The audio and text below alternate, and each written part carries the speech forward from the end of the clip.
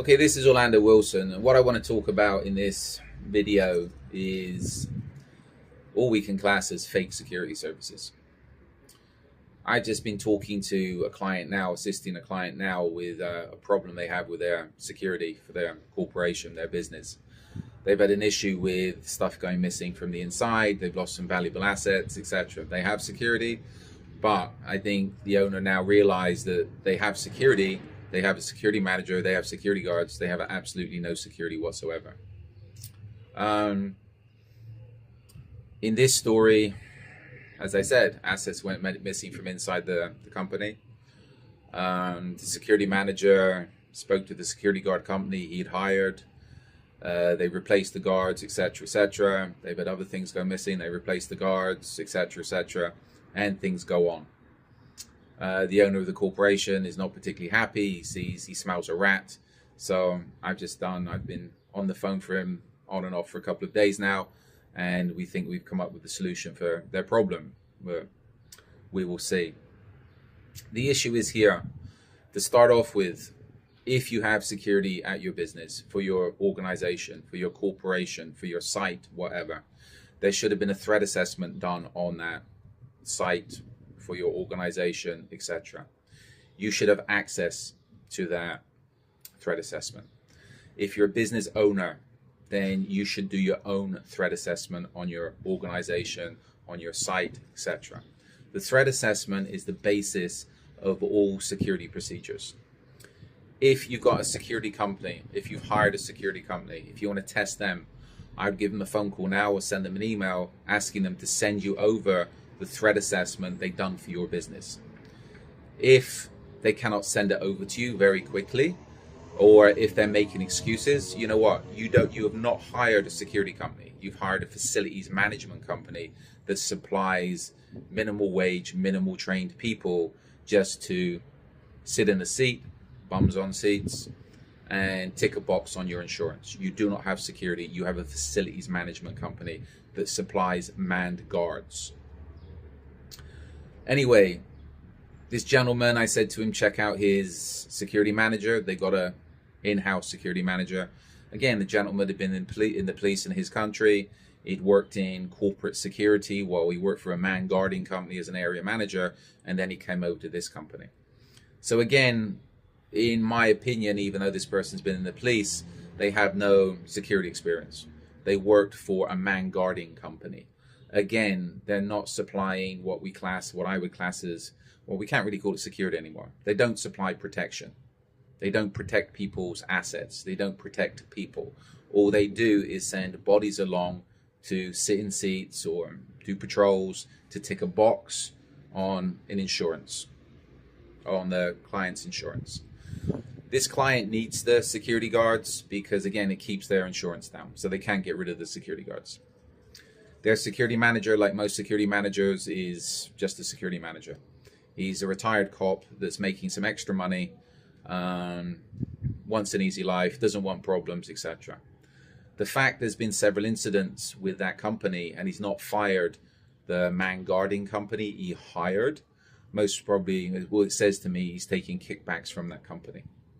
So he's taking extra money from the security company he hired, which is usual. This is where, if you're running an organization, always check what contractors are being hired to make sure they're not kicking back to somebody else within your organization. That's business, right? And even security managers need extra money. A lot of security managers need extra money because they're not paid that well, and police pensions in a lot of places are not that well paid. So again, then we checked out the security company, we checked out the security guards. The security guards are making pennies, so I'm not surprised they're stealing. In that country, yes, they're licensed. They got a government license, which in a lot of places mean they've just not been caught committing criminal activities yet, or they're working on somebody else's license, etc., which is easy to do. So even though they got licensed security guards, the licensed security guards are the problem. Well, we think they're the problem because they're the ones that's doing the stealing. These security guards, as a lot of security guards, had access to the whole of this organization or corporation's site. So that means they could, at night, when they're there by themselves, they could rove around, do whatever they wanted. Yes, there's cameras in there, but who controls the cameras? Security guards. Who has access to the cameras? Security guards, the security manager. The business owner had no access to the cameras that monitor his business. He left that to the security manager, which again is part of the problem. So this is again another example of insider threat. This guy hired a security manager who hired a security company, and he doesn't have security. They're causing him the problem. But he needs them to keep his insurance down. So they tick the box for the insurance.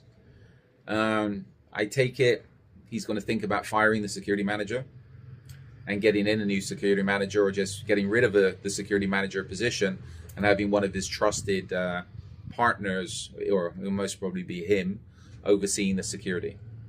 The security guards in this case are no longer going to have access to the inside of the building. They're going to be outside on the perimeter. He needs them because they keep the insurance down. So they'll be outside. He's going to bring in a porta potty for them, so they have a toilet to use. So as far as restrooms are concerned, not his problem. It's up to the security company. If they've got a problem, such as life, they can bring thermoses and sandwiches. So that's the easiest way to solve the problem. Keep the security outside of the building, put clock points around the building to make sure the security's doing their patrols. He's now got access, and another trusted manager's got access to the security cameras. They're up vamping the alarms, etc. So if anybody gets access to the building, they'll be alerted. They can call the police.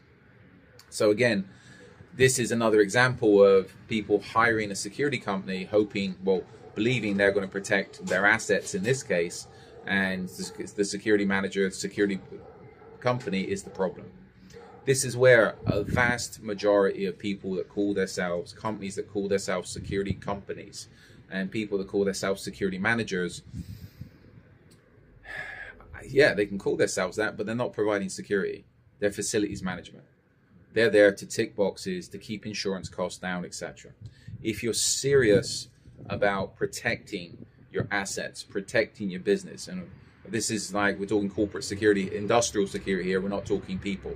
If you're serious about protecting your families, your people, etc., you need to hire a serious security company, which costs money. And again, there's a big difference between the companies that provide serious protection and the man guarding companies that are just there to tick boxes for insurance. There's a huge difference. These security companies, these man guarding companies will tell you they can do everything. They've got your interest at heart, etc. And they'll do absolutely the minimum. Send along minimum wage guys. No disrespect to the guys that want to work and earn money.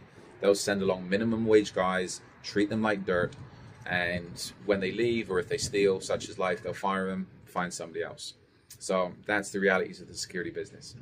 So I hope this little story, I hope you find this little story informative.